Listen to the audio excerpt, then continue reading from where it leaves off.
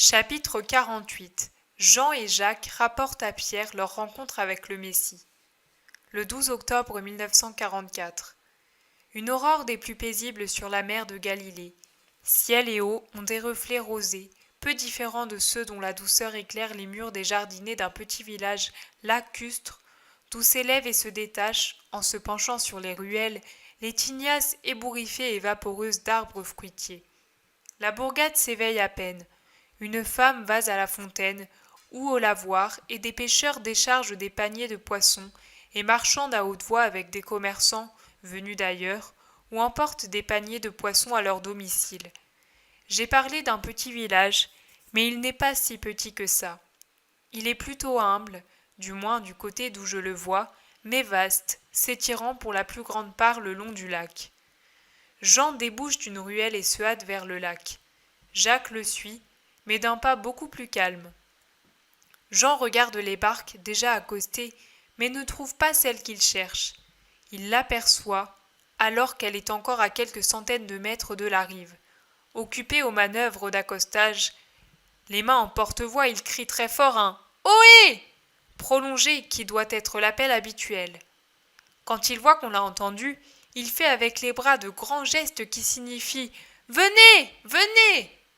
Les hommes de la barque, s'imaginant je ne sais quoi, foncent à coups de rame et la barque avance plus rapidement qu'avec la voile, qu'ils amènent, peut-être pour faire plus vite. Lorsqu'ils arrivent à une dizaine de mètres du rivage, Jean n'attend plus. Il enlève son manteau et son long vêtement et les jette sur la grève, se déchausse, relève son vêtement de dessous en le ramenant d'une main jusqu'à l'aine et descend dans l'eau à leur rencontre. « Pourquoi n'êtes-vous pas venus tous les deux ?» demande André. Pierre Boudeur ne dit rien. « Et toi, pourquoi n'es-tu pas venu avec Jacques et moi ?» répond Jean à André. « Je suis allé pêcher, je n'ai pas de temps à perdre. Tu as disparu avec cet homme. Je t'avais fait signe de venir, c'est bien lui. Si tu entendais ses paroles. Nous sommes restés avec lui toute la journée et jusque tard dans la nuit. Maintenant, nous venons vous dire, venez. »« C'est bien lui ? Tu en es sûr ? Nous l'avons à peine vu sur le moment, quand Jean-Baptiste nous l'a montré. »« C'est lui, il ne l'a pas nié. »« N'importe qui peut dire ce qu'il arrange pour s'imposer aux gens crédules. Ce n'est pas la première fois, » bougonne Pierre mécontent. « Oh, Simon, ne parle pas comme ça, c'est le Messie, il sait tout, il t'entend. » Jean est affligé, consterné par les paroles de Simon-Pierre. « Allons donc, le Messie, et c'est justement à toi qu'il se montre, ainsi qu'à Jacques et André, à trois pauvres ignorants. Il viendra bien autrement, le Messie, et il m'entend. Mon pauvre garçon, les premiers soleils du printemps t'ont frappé sur la tête. Allez, viens travailler, ça vaudra mieux. Laisse tomber tous ces boniments. »« C'est le Messie, je t'assure. Jean disait des choses saintes, mais celui-là parle en tant que Dieu. À moins d'être le Christ, nul ne peut dire des choses pareilles. »« Simon, moi je ne suis pas un gamin. Je suis plus âgé, je suis calme et réfléchi. Tu le sais, j'ai peu parlé, mais j'ai beaucoup écouté pendant ces heures où nous sommes restés avec l'agneau de Dieu. Et je te dis que vraiment, il ne peut être que le Messie. Pourquoi ne pas croire ? Pourquoi ne pas vouloir le croire ? C'est possible pour toi parce que tu ne l'as pas entendu. Mais moi, je crois. Nous sommes pauvres et ignorants. Il affirme justement qu'il est venu annoncer la bonne nouvelle du royaume de Dieu, du royaume de la paix aux pauvres, aux humbles, aux petits avant d'en parler aux grands. Il a dit « Les grands ont déjà leurs jouissances. Elles ne sont pas enviables comparées à celles que je viens d'apporter. Les grands ont déjà la possibilité d'arriver à comprendre par les ressources de la culture. Mais moi, je viens vers les petits d'Israël et du monde, vers ceux qui pleurent et espèrent, vers ceux qui cherchent la lumière et ont faim de la vraie manne. Il ne leur vient des savants ni lumière, ni nourriture, mais seulement fardeau, obscurité, chaîne et mépris. J'appelle ces petits, je suis venu mettre le monde sans dessus-dessous, car j'abaisserai ce qui maintenant est élevé, et j'élèverai ce qui maintenant est méprisé. que celui qui veut vérité et paix, qui veut la vie éternelle, vienne à moi. Que celui qui aime la lumière vienne. Je suis la lumière du monde. N'est-ce pas ce qu'il a dit, Jean ? Jacques a parlé tranquillement, mais avec émotion. Oui, et il a ajouté « Le monde ne m'aimera pas. Le grand monde, parce qu'il est corrompu par les vices et les relations idolâtres. Le monde ne voudra pas de moi, car comme fils des ténèbres, il n'aime pas la lumière. Mais la terre n'est pas faite seulement du grand monde. Certains, bien que mêlés au monde, ne sont pas du monde. D'autres sont du monde parce qu'ils y sont empoisonnés comme les poissons pris au filet. C'est exactement ce qu'il a dit, parce qu'il parlait sur la rive du lac et montrait des filets qu'on amenait à la rive avec leurs poissons. Il a dit aussi « Voyez, aucun de ces poissons ne voulait tomber dans le filet. » Pareillement, les hommes ne voudraient pas, de propos délibérés, être la proie de Mammon. Pas même les plus mauvais. Car ceux-ci, à cause de l'orgueil qui les aveugle, ne s'imaginent pas ne pas avoir le droit d'agir comme ils le font. Leur vrai péché, c'est l'orgueil. Tous les autres en proviennent, et les hommes qui ne sont pas complètement mauvais voudraient encore moins appartenir à Mammon. Mais ils y tombent par légèreté, par un poids qui les entraîne au fond et qui est la faute d'Adam. Je suis venu enlever cette faute, et en attendant l'heure de la rédemption, donner à ceux qui croiront en moi une force capable de les libérer des lacets qui les retiennent et de leur rendre la liberté de me suivre, moi, la lumière du monde. Mais alors, s'il a réellement dit ça, il faut aller à lui tout de suite. Pierre, avec ses impulsions si franches qui me plaisent tant, a pris une décision subite. Déjà, il la réalise en se hâtant de terminer les opérations de débarquement, car entre-temps, la barque a atteint le rivage et les manœuvres finissent de la tirer au sec en déchargeant cordage et voile.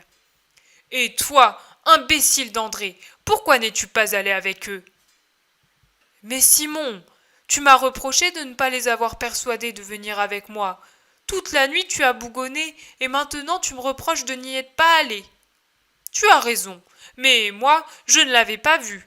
Toi, oui, et tu devais avoir vu qu'il n'est pas comme nous.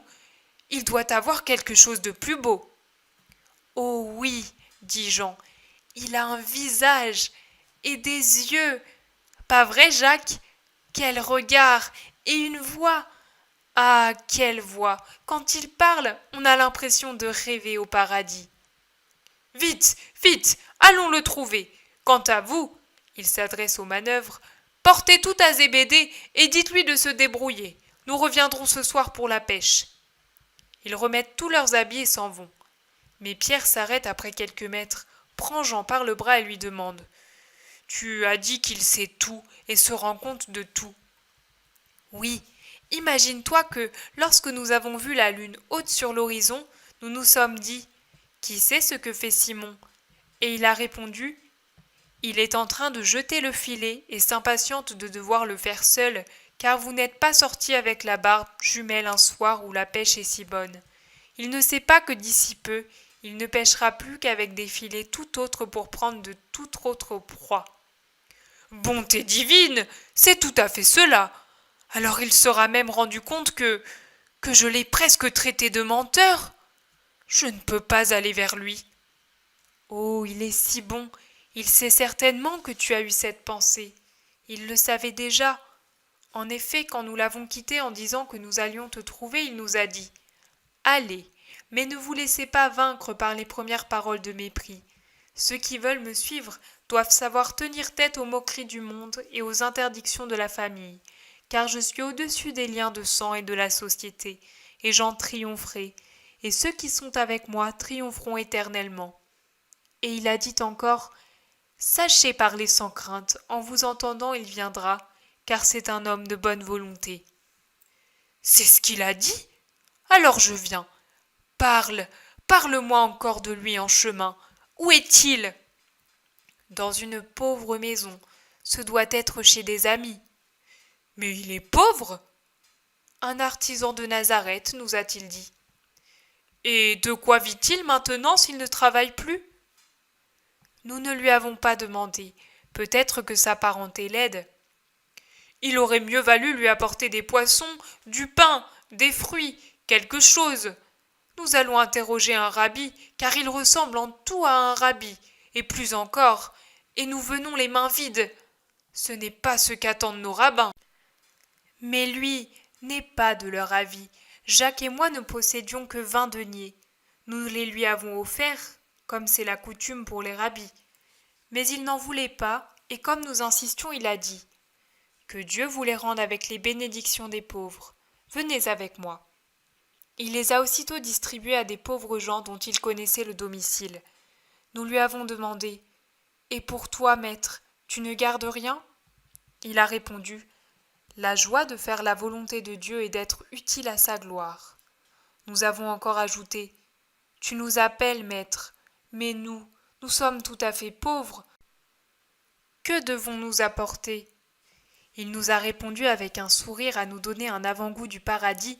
« C'est un grand trésor que je vous demande. » Et nous, « Mais si nous n'avons rien ?» Alors lui, « Vous avez un trésor qui a 7 noms, que même le plus humble peut posséder, mais que le plus riche des rois peut ne pas posséder, et je le veux. Écoutez-en les noms. Charité, foi, bonne volonté, droiture d'intention, continence, sincérité, esprit de sacrifice. C'est ce que j'attends de celui qui me suit. Cela seulement, et vous l'avez en vous. Ce trésor dort en vous comme la semence dans le sillon. L'hiver, mais le soleil de mon printemps en fera naître 7 épis. Voilà ce qu'il a dit. Ah, cela me donne la certitude que c'est le vrai rabbi, le Messie promis. Il n'est pas dur pour les pauvres, il ne demande pas d'argent. Cela suffit pour reconnaître qu'il est le Saint de Dieu. Allons à lui en toute sécurité. Et tout se termine là.